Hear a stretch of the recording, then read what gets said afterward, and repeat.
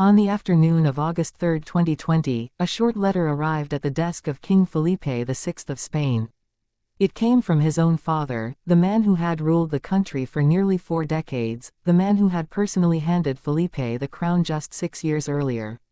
By the time that letter became public, its author was already gone, having quietly left the country under cover of a summer pandemic news cycle, bound for a destination the royal household would not confirm for another 2 weeks. The letter was addressed to a king. But its true subject, its true stakes, belonged to someone else entirely, a 14-year-old girl living in the Zarzuela Palace, second in line to nothing anymore, but first in line to everything, a princess who would spend the rest of her adolescence inheriting the consequences of 5 paragraphs her grandfather wrote before disappearing into exile. This is the story of the letter that didn't just end a reign. It rewired the entire institution that Princess Leonor is now being prepared to lead. To understand why this letter mattered so much, you have to go back further, to the slow unraveling that preceded it. Juan Carlos I was, for most of his reign, one of the most celebrated monarchs in modern European history. He guided Spain out of the shadow of the Franco dictatorship and into a functioning parliamentary democracy, and in 1981 he personally intervened to help stop a military coup that threatened to unravel the country's fragile new constitutional order. For years, this legacy made him nearly untouchable in Spanish public life. But beginning in the early 2010s, that legacy began cracking under the weight of financial scandal. There were allegations involving a hunting trip taken during a period of national economic crisis, allegations of undisclosed offshore accounts, and eventually, formal Swiss and Spanish investigations into tens of millions of euros connected to a high-speed rail contract in Saudi Arabia. By 2019, the pressure had grown severe enough that Juan Carlos wrote an earlier letter to Felipe, announcing his intention to step back from public life entirely. That first letter turned out to be a promise he could not, or would not, keep. He continued making public appearances. The scandal did not fade. It deepened. Then, in March of 2020, as the coronavirus pandemic was just beginning to grip Spain, a British newspaper revealed something that changed the calculation entirely. Felipe VI himself had been named a secondary beneficiary of an offshore foundation that had received a €65 million donation originating from Saudi Arabia. For the first time, the scandal wasn't just about the father. It had a direct legal thread running to the son, the sitting king, and by extension, to the daughter being groomed to succeed him. Felipe moved immediately and decisively. The royal household announced that he would renounce any future inheritance from his father, and that the annual public stipend Juan Carlos had been receiving from the state budget would be withdrawn entirely. It was an extraordinary public rupture between a king and his own father, played out through formal palace statements rather than private conversation. And it set the stage for what came 5 months later. On August 3, Juan Carlos sent his son the letter that would define the next chapter of the monarchy's public identity. In it, he wrote that considering the public consequences of certain events in his private life, he wished to express his complete willingness to help make his son's responsibilities easier to carry out. He described his decision to leave Spain as one made with deep feeling but great serenity, framed not as an admission of wrongdoing but as an act of service to the crown itself. He closed by reminding Felipe that he had been king of Spain for nearly 40 years and had always wanted the best for the country and for the institution he was leaving behind. There was no confession in the letter. There was no apology. It was, by design, a letter about protecting the monarchy's future rather than reckoning with the past, and that framing turned out to be exactly the point. Because here is what actually happened next. In the years immediately following that letter, the Spanish monarchy underwent a quiet, deliberate reinvention, and Leonor was placed at the center of it. With Juan Carlos physically removed from Spanish soil and the institution publicly, formally severed from his finances, Felipe and the royal household had something they had lacked for years, a clean narrative surface on which to build the next generation's public image. Leonor's formal proclamation as heir before the Spanish Parliament in 2023, the meticulously choreographed 3 years of military training that followed, the disciplined, scandal-free, almost aggressively wholesome public persona she has cultivated ever since, none of that happens in a vacuum. It happens in the specific, engineered aftermath of a letter that removed the monarchy's most damaging liability from Spanish soil and, just as importantly, from Spanish headlines.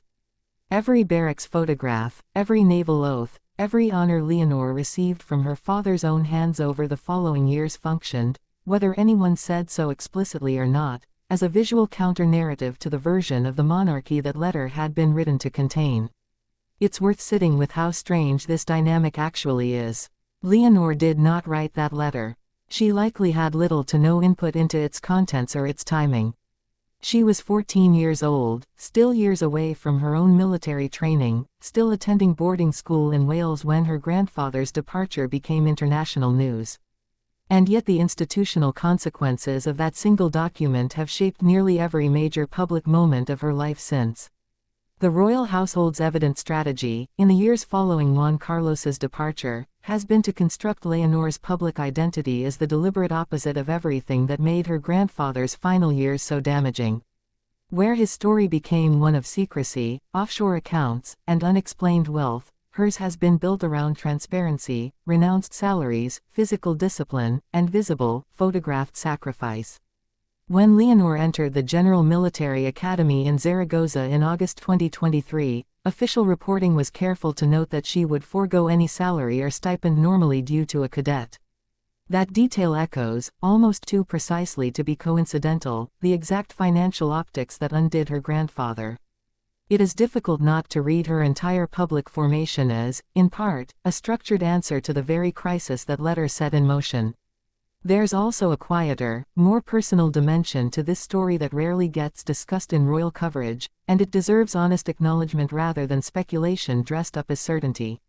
We do not have public access to Leonor's private thoughts about her grandfather's exile, and no credible source has published her personal reflections on that letter or its aftermath.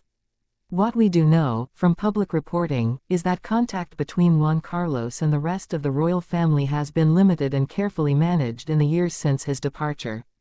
He did not attend Leonor's 18th birthday oath ceremony in October 2023, one of the most significant institutional moments of her life, despite living in a period when travel restrictions were no longer the primary obstacle.